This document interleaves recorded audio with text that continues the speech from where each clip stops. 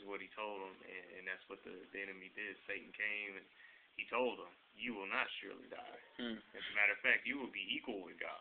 You know, I like Dwayne Triumph's new album. He talks about, he has the intro, and I don't know if you guys have ever seen the intro, but it's crazy. I mean, he's rapping so fast, but I did catch a part in there where he said, where he talks about that very moment where Satan says, you'll be equal with the Most High. He said, but if you're equal with the Most High, then he wouldn't be the Most High. And I was like, you know, I didn't even think about it that way, but I mean, it's kind of, sometimes, you know, us as Christians, we get into the Bible and we get all, you know, we get metaphorical. We like to use a lot of metaphors to bring out the whole meaning of it, but, you know, sometimes you just got to use simple logic. Right. And simple logic is he wouldn't be the Most High if we're equal with him. Yep. And we hear a lot of people nowadays trying to say that, you know, they're just as good as our God, or, you know, that Jesus is just a man, or da-da-da-da-da. And it's like, really? You know, I mean, if that were the case, there would be no reason for us, there would be no existence of Christianity. Because you can't worship something. I can't worship you because we're, you know, you're a man just like me. You know, why would I worship you if we're equal? You know, but, you know, I'm going to worship the Most High because he is the Most High. Right. Because he is the creator of the universe. And so, you know, it's interesting that you mentioned, yeah, Satan tries to deceive. He also deceives by, like you said, people not thinking that it's wrong anymore. You know, and the one thing that I feel like, the one thing that anybody does not like is being told that they're wrong or being told about themselves. You know, nobody wants to be told about themselves. So they, you know, it's hard to talk to people sometimes because you don't want to seem like you're being condescending or judgmental. But at the same time, we have to call out, you know, we have to call a spade a spade. Right. And so, you know, we just got to do it in love and just let them know, hey, I'm not saying this to condemn you. I'm just telling you because I love you and I want you to come to the knowledge of what's right. Yeah, you know, and that's another thing I like about this song is that when you talk about us not kind of like addressing other people's issues or saying this is what's wrong with you and that's what's wrong with you, is that this song is to his own heart. He doesn't write it to the world. He's not writing it to the church. I mean, he's not even writing it to God. He's not writing it to Satan. He's writing it to, like, a part of him. Right.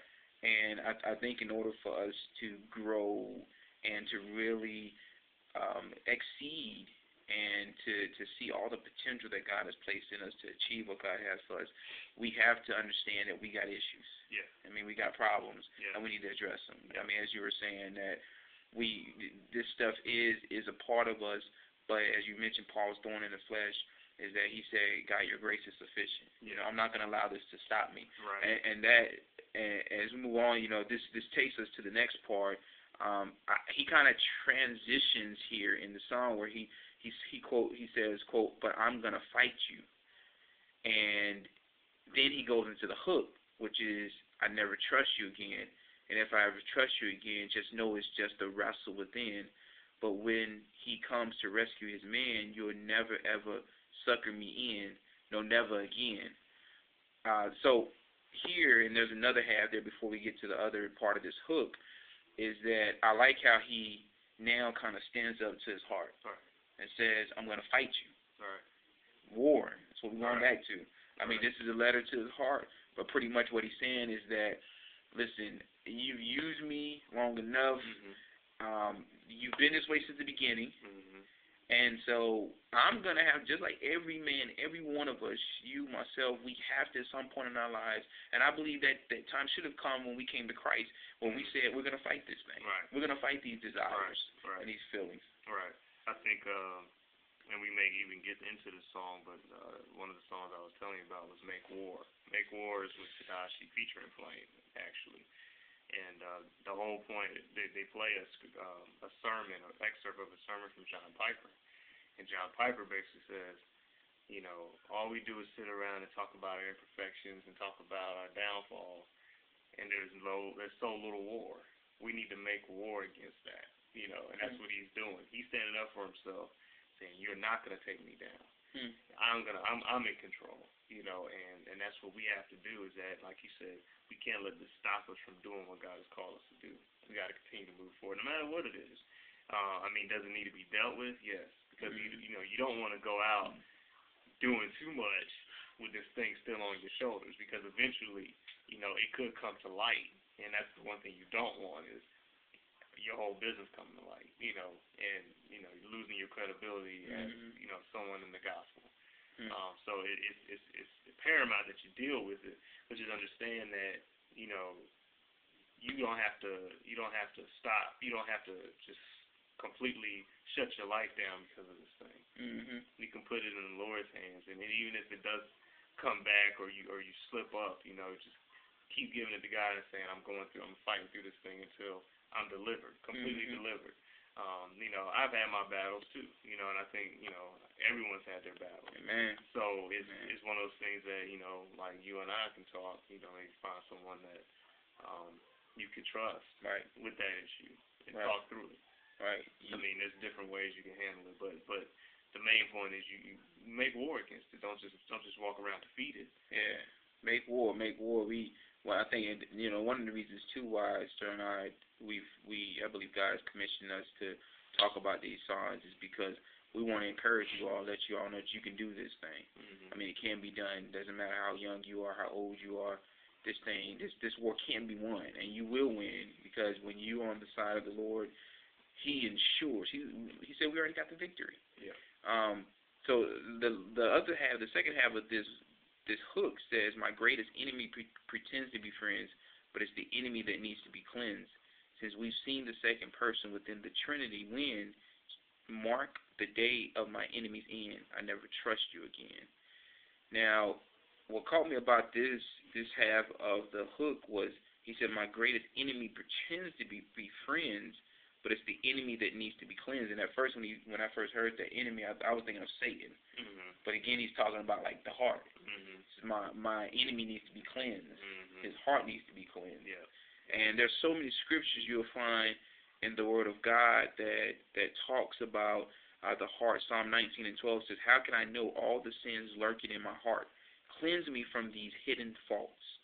Who can discern his errors? Forgive my hidden faults.